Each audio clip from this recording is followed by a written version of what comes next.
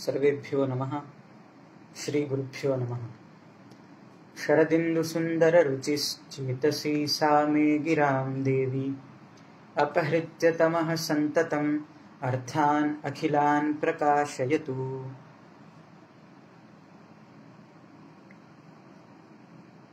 साहित्य दर्पण आचार्य विश्वनाथ के द्वारा विरचित इस लक्षण ग्रंथ के प्रथम परिच्छेद में हमने सर्वप्रथम शिष्य शिक्षा के लिए मंगलाचरण की परंपरा को अविच्छिन्न रूप से बनाए रखने के लिए ग्रंथकार ने जो मंगलाचरण किया वह देखा। तत्पश्चात अनुबंध चतुष्टय, अधिकारी, विषय, संबंध और प्रयोजन, इनको देखा। अधिकारी साहित्य शास्त्र का जिज्ञासु होता है। अधिकारी संबंध, विषय प्रतिपाद्य विषय साहित्य शास्त्र के गुण, दोष, अलंकार, काव्य के भेद इत्यादि है। विषय और ग्रंथ के मध्य प्रतिपाद्य प्रतिपादक भाव संबंध होता है। विषय प्रतिपाद्य होते हैं और ग्रंथ जो है वह प्रतिपादक होता है। यह सब देखा। और प्रयोजन, चतुर्वर्ग फल प्राप्ति रूप जो प्रयोजन है, चतुर्वर्ग यानी कि धर्म, अर्थ, काम और मोक्ष, तो चतुर्वर्ग फल प्राप्ति रूप जो प्रयोजन है काव्य शास्त्र को पढ़ने का, वह भी देखा। और ग्रंथकार ने काव्य को शास्त्र के रूप में भी सिद्ध किया। जैसे कि एक पद्य है, प्रवृत्तिर्वा निवृत्तिर्वा नित्येन कृतकेन वा पुंसाम येनोपदिश्येत तच्छास्त्रमिति कथ्यते। तो शास्त्र व्यक्ति को सत्कार्य में प्रवृत्त कराता है और असत कार्य से उसकी निवृत्ति कराता है। उसी प्रकार यह साहित्य शास्त्र भी रामादिवत प्रवर्तितव्यम न रावणादिवत इत्यादि उपदेश के द्वारा व्यक्ति की सत्कार्य में प्रवृत्ति एवं असत कार्य से निवृत्ति कराता है। इस प्रकार ग्रंथकार ने काव्य साहित्य को शास्त्र के रूप में भी सिद्ध किया और अनुबंध चतुष्टय का निरूपण किया। अब आज हमको ग्रंथकार के द्वारा आचार्य मम्मट का जो काव्य लक्षण है उसका खंडन किया गया है, वह विषय देखना है। तो तत्किम स्वरूपम तावत काव्यम इत्यपेक्षायाम कश्चिद आह, यहां से आज का पाठ प्रारंभ है। तत्किम स्वरूपम तावत काव्यम इत्यपेक्षायाम कश्चिद आह। कश्चित नाम काव्य प्रकाशकारः आचार्य मम्मटः। काव्यम किम स्वरूपम, काव्य का क्या स्वरूप है, काव्य का क्या लक्षण है। इत्यपेक्षायाम, इति जिज्ञासायाम, ऐसी जिज्ञासा में आह कथयति, कह रहे हैं। तो काव्य का लक्षण कर रहे हैं। कौन? यह काव्य का जो लक्षण आगे बतलाया जाएगा वह आचार्य मम्मट का काव्य लक्षण है, जिसका खंडन ग्रंथकार विश्वनाथ करेंगे। काव्य का लक्षण आचार्य मम्मट करते हैं। तददोषौ शब्दार्थौ सगुणावनलंकृति पुनः क्वापि। तत्काव्यम, शब्दार्थौ काव्यम, शब्द और अर्थ काव्य है। तो कैसे शब्द और अर्थ काव्य है? तो अदोषौ, श्रुतिकट्वादी जो भी दोष है, श्रुतिकट्वादी सकल दोष रहितौ इत्यर्थः। श्रुतिकटुवादी जो काव्य शास्त्र में दोष माने गए हैं उन सभी दोषों से रहित, सगुणों, सगुणों यानी माधुर्यादि, माधुर्य, प्रसाद, ओज, माधुर्यादि जो गुण है उनके सहित, अनलंकृति पुनः क्वापि, पुनः यानी किंतु, क्वापि यानी कुत्रचिदपि अनलंकृति। इसका अर्थ है कि सालंकारो, अलंकार सहित शब्दार्थ काव्य है और कहीं कहीं पर अनलंकृति यानी कि अलंकार जब स्फुट रूप में प्रतीत न हो तो ऐसे शब्दार्थ भी काव्य है। यह इसका सामान्य अर्थ है। एतत् चिन्त्यम, अब यह जो लक्षण है वह चिन्त्यम यानी कि दूष्यत्वेन भावनीयम। अब इस लक्षण में हम दोष निकालेंगे, हम यानी आचार्य विश्वनाथ। तथा ही यदि दोषरहितस्यैव काव्यत्व अंगीकारः तदा, यदि आप ऐसा कहते हैं कि दोषरहितस्यैव, श्रुति कटु आदि जो दोष है उनसे रहित ही शब्द और अर्थ काव्य है, यदि ऐसा आप स्वीकार करते हैं तब अभी आगे जो एक पद्य बताया जाएगा उसमें विधेया विमर्श दोष है। अभी तुरंत ही बताया जाएगा, उस पद्य में विधेया विमर्श दोष है, किंतु उसके प्रत्येक पद में ध्वनि भी है। अब जैसा कि आचार्य मम्मट ने प्रथम परिच्छेद में, जो कि काव्य के भेद का वर्णन करता है, उस प्रथम उल्लास में, काव्य प्रकाश के प्रथम उल्लास में मम्मट ने उत्तम काव्य का लक्षण किया है। क्या किया है? इदम उत्तमम अतिशयिनी व्यंग्ये वाच्यात् ध्वनिर्बुधैः कथितः। इसका सामान्य अर्थ यह है कि जहां पर वाच्य अर्थ से अधिक चमत्कारी व्यंग्य अर्थ हो वहां पर उत्तम काव्य होता है। इस उत्तम काव्य को आचार्य लोग ध्वनि काव्य के नाम से भी जानते हैं। यह इसका सामान्य अर्थ हुआ।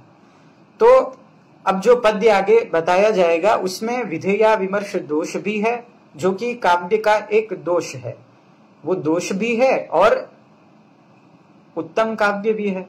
फिर कैसे व्यवस्था की जाएगी तो यह सब निरूपण आगे करते हैं। पहले हम श्लोक और उसका अर्थ देख लेते हैं। न्यक्कारो ह्ययमेव मे यदरयस्तत्राप्यसौ तापसः सोऽप्यत्रैव निहन्ति राक्षसकुलं जीवत्यहो रावणः धिक् धिक् चक्रजितं प्रबोधितवता किं कुम्भकर्णेन वा स्वर्गग्रामटिका विलुण्ठन वृथोत्सूनैः किमेभिर्भुजैः। इसका अर्थ देख लेते हैं।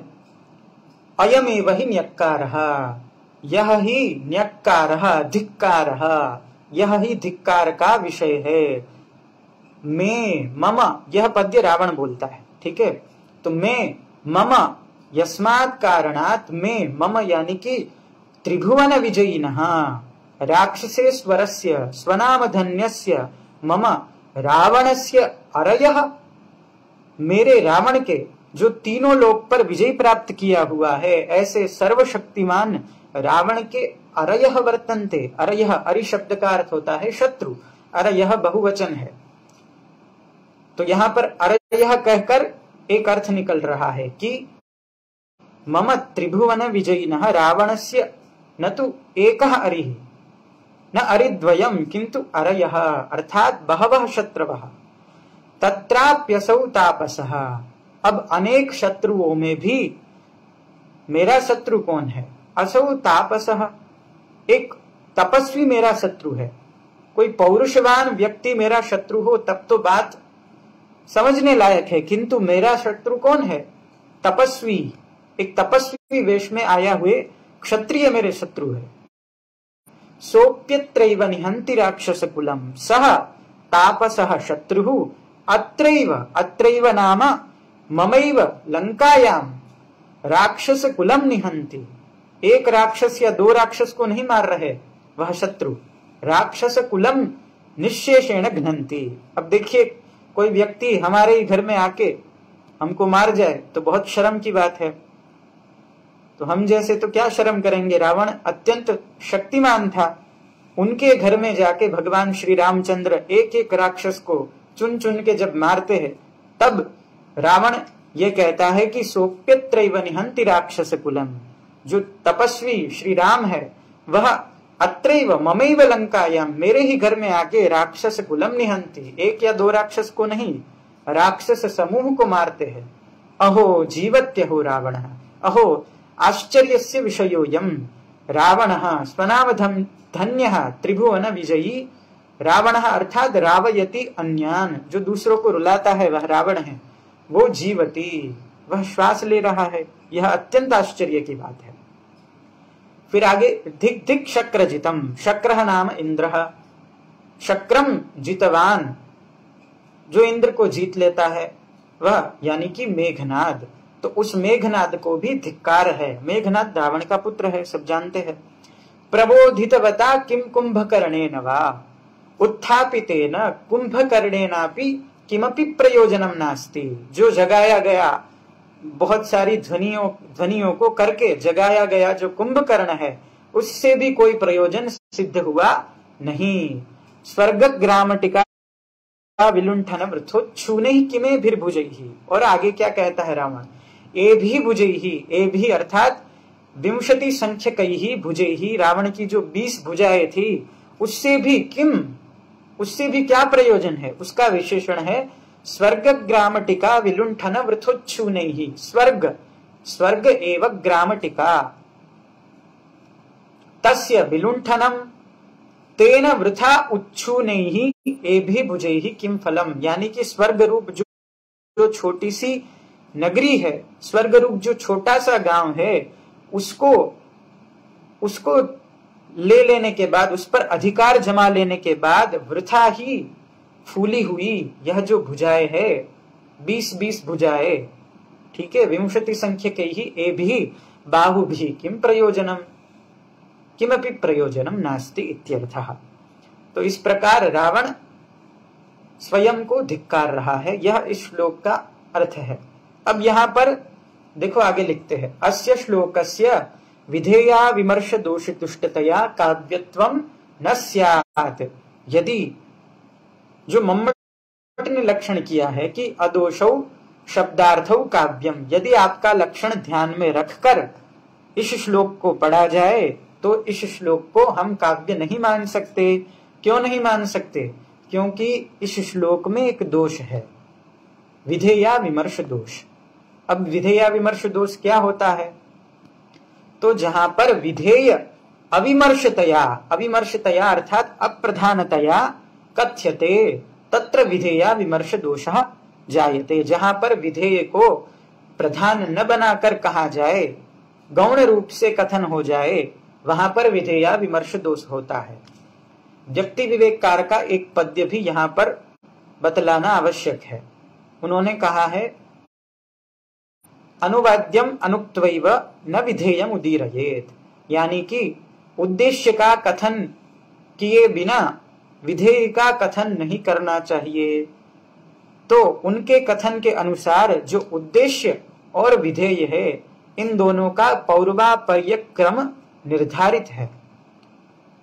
पूर्व में उद्देश्य का कथन होना चाहिए, तत्पश्चात विधेय का कथन होना चाहिए, परंतु इस श्लोक में विपरीत हो रहा है। न्यक्कारो ह्ययम्, यहां पर विधेया विमर्श दोष हो रहा है। और वृथा इस पद में भी स्वर्ग ग्रामटिका, इस पद्य की जो चौथी पंक्ति है, स्वर्ग ग्रामटिका विलुंठन वृथोच्छूनैहि, तो यह जो समस्त पद है यहां पर वृथा यह विधेय रूप है।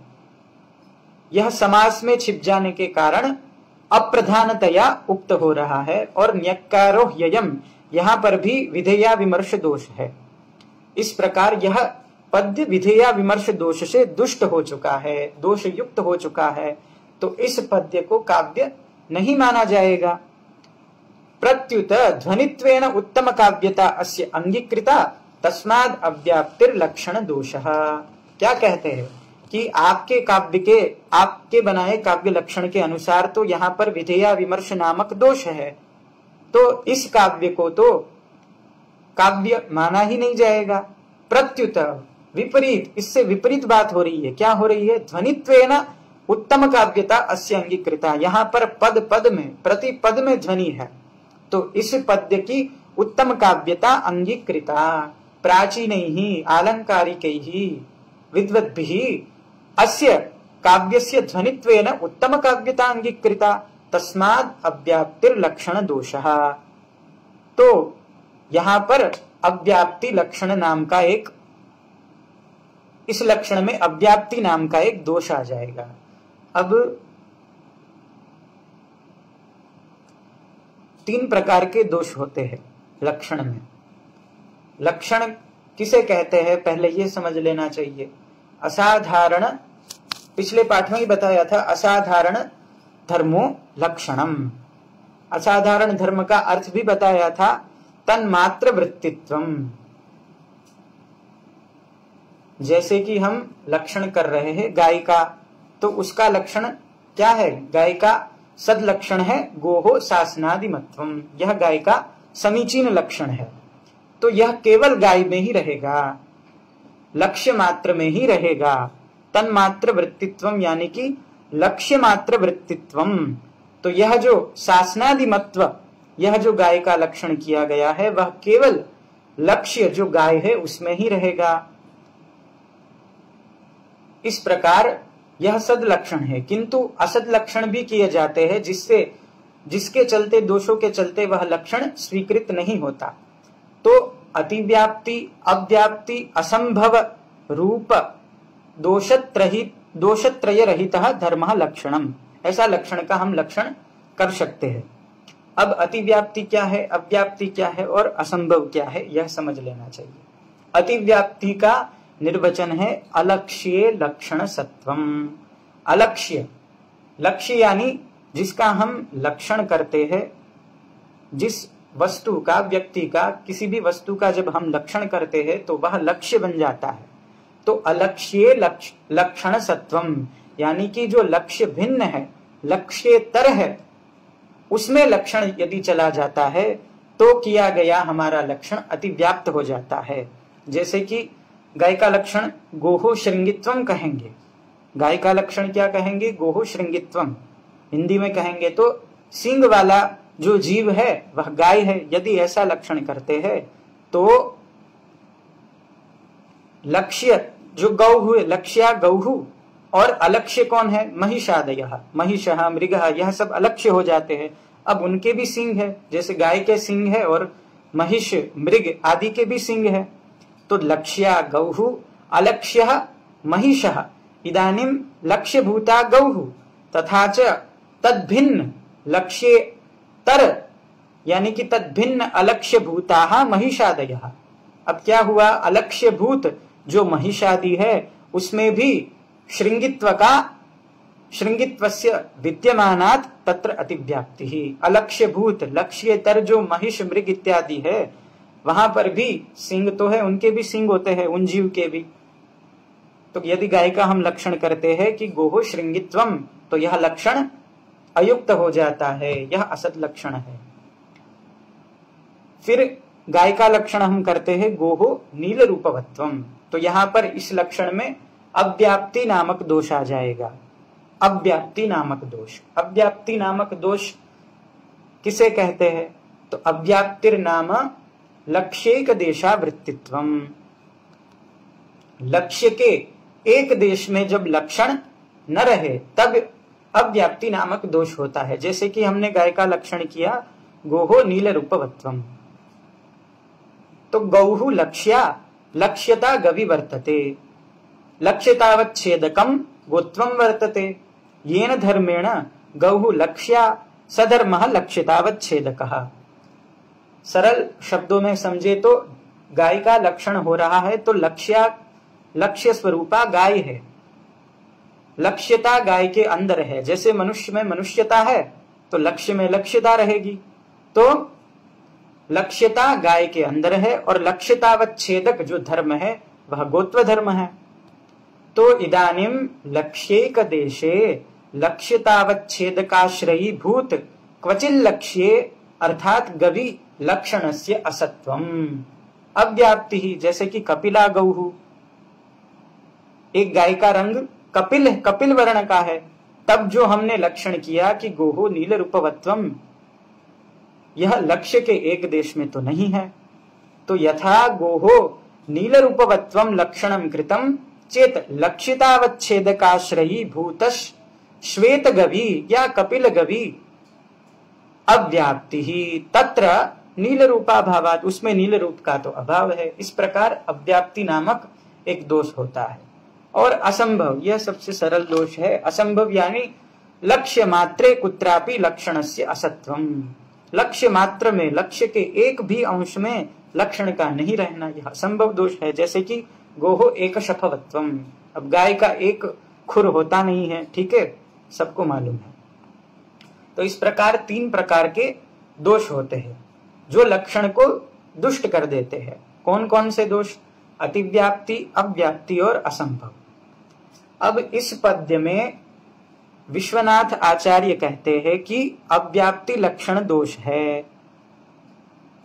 अव्याप्ति लक्षण दोष इस पद्य में आ जाता है। कैसे आ जाता है? आचार्य मम्मट के काव्य लक्षण के अनुसार तो अदोषौ शब्दार्थो वेव काव्यम है, और इस काव्य को ध्वनि काव्य के रूप में भी स्वीकार किया गया है, इसलिए इस काव्य में अव्याप्ति नाम का दोष आ जाता है। अब दूसरी आशंका उठाते हैं, ननु ननु कश्चिदेव अंशः अत्र दुष्टः न पुनः सर्वोपि इति चेत। इसका अर्थ है कि समस्त जो पद्य है उसके 2-3 अंश, 2 ही अंश दुष्ट है। न्यक्कारो ह्ययम्, जहां पर विधेया विमर्श दोष है वाक्यगत, और वृथोच्छू नहीं, जहां पर पदगत विधेया विमर्श दोष है। तो ये 2 ही तो पद दुष्ट है। न पुनः सर्वोपि, पूरा काव्य तो दुष्ट है नहीं। तर्हि यत्रांशे दोषः सः अकाव्यत्व प्रयोजकः, यत्र ध्वनिः स उत्तम काव्यत्व प्रयोजकः। तो हम ऐसा मान लेते हैं कि जहां पर दोष है वो तो अकाव्यत्व का प्रयोजक है, यानी कि हम उसको काव्य नहीं मानेंगे। यत्र ध्वनि ही, जहां पर ध्वनि निकल रही है वह उत्तम, जहां पर व्यंग्यार्थ प्रकाशित हो रहा है, स उत्तम काव्यत्व प्रयोजकः, वह उत्तम काव्य का प्रयोजक है, उसको हम उत्तम काव्य मान लेंगे।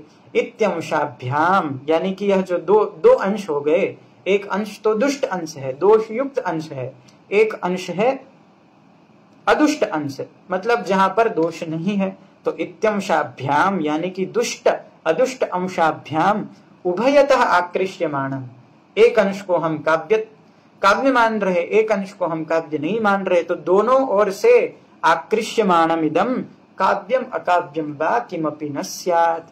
जब दोनों ओर से इसको खींचेंगे कि एक अंश तो काव्य है, एक अंश काव्य नहीं है, एक अंश काव्यत्व का प्रयोजक है, जहां पर व्यंग्यार्थ उद्भासित हो रहा है वह काव्यत्व का प्रयोजक है, जहां पर दोष है विधेया विमर्श इत्यादि जो कोई भी दोष है तो वह अकाव्यत्व का प्रयोजक है। यदि ऐसा विचार करेंगे तो इस पद्य को ना तो हम काव्य कह सकेंगे ना अकाव्य कह सकेंगे। न च कंचित एवांशम काव्यस्य दूषयन्तः श्रुति दुष्टादयो दोषाः अपितु सर्वमेव काव्यम। अब क्या कह रहे हैं कि श्रुति दुष्ट आदि जो दोष है यह सब दोष है। इसका वर्णन जैसे ही हम आगे बढ़ते जाएंगे तो 7वें परिच्छेद में जब पहुंचेंगे तब काव्य के जो दोष है उनका वर्णन किया गया है। भगवत कृपा से यदि पहुंचे तो वो भी देख लेंगे। तो श्रुति दुष्ट आदि जो दोष है वो काव्यस्य कश्चिदेव अंशम दूषयन्तः अपितु न सर्वमेव काव्यम। यदि ऐसा कहे कि श्रुति दुष्ट आदि जो दोष है वो काव्य के एक ही अंश को, एक ही भाग को, एक ही टुकड़े को दोषयुक्त बना देते हैं, पूरे काव्य को नहीं बनाते, तो ऐसा नहीं कहना चाहिए। तथा ही काव्यात्म भूतस्य रसस्य अनपकर्षकत्वे तेषां दोषत्वमपि नांगीक्रियते। काव्य का आत्मभूत तत्व यानी कि रस ही काव्य की आत्मा है, यह तो सभी आचार्य मानते हैं, चाहे वो ध्वनिवादी हो अलंकारवादी हो, सभी मानते हैं रस ही मुख्य होता है। तो काव्यात्म भूतस्य रसस्य अनपकर्षकत्वे तेषां दोषत्वमपि नांगीक्रियते। तेषां यानी कि जो श्रुति दुष्टादि दोष है उसका जो दोषत्व है उसका स्वीकार नहीं किया जाता। कब नहीं किया जाता? जब श्रुति कटु आदि जो दोष है वह रस का अपकर्ष नहीं करते हैं, रस का उत्कर्ष करते हैं, तब उसको दोष नहीं माना जाता। जैसे कि श्रुति कटु आदि दोष तो है पर किस रस में? श्रृंगार रस में। अब श्रुति कटु आदि दोष भी गुण बन जाते हैं किस रस में? जब रौद्र रस की रचना हो और श्लोक कुछ इस प्रकार का होगा, निश्वासोद्घातवात प्रसर धुत कुला हार्य मुष्ट दंष्ट्रा जात ज्योतिस्फुलिंग प्रकर विरचितोल कानिकायाभिशंका अर्धे पारिंद्र मर्थे नरमः महालोकमालोक्य लोकाः स्तोकस्तोकावशेषः शरणमुपययुर्वारिधिं वारिधिं वा। इस प्रकार के जो रौद्र रस के अनुकूल विरचित पद्य में यह जो श्रुति कटु आदि दोष है वह दोष नहीं रहते, वह गुण बन जाते हैं। क्योंकि दोष का लक्षण क्या है? रसापकर्षकाः दोषाः, जो रस का अपकर्ष करे, जो रस को घटा दे वही दोष होते हैं। जो रस का उत्कर्ष करे वह दोष नहीं होते। अन्यथा नित्य दोष अनित्य दोष व्यवस्थापि न स्यात्। तो काव्य शास्त्र में नित्य दोष और अनित्य दोष की व्यवस्था भी होती है। यदुक्तम ध्वनिकृता, ध्वनिकार यानी कि आचार्य आनंदवर्धन ध्वन्यालोक के कर्ता, उन्होंने एक श्लोक जो ध्वन्यालोक में लिखा है उसको यहाँ पर उद्धृत करते हैं। श्रुति दुष्टादयो दोषाः अनित्या ये च दर्शिताः ध्वन्यात्मन्येव श्रृंगारे तेहे या इत्युदाहृताः। अर्थात श्रुति दुष्टादि जो दोष है वह कैसे दोष है? अनित्य दोष है। ध्वन्यात्मन्येव श्रृंगारे तेहे याः, ते यानी कि श्रुति दुष्टादि जो दोष है वह श्रृंगार रस में ही हेयाः अर्थात त्याज्याः, छोड़ने के लायक है। ठीक है, रौद्र रस में वह श्रुति दुष्टादि दोष तो गुण बन जाते हैं।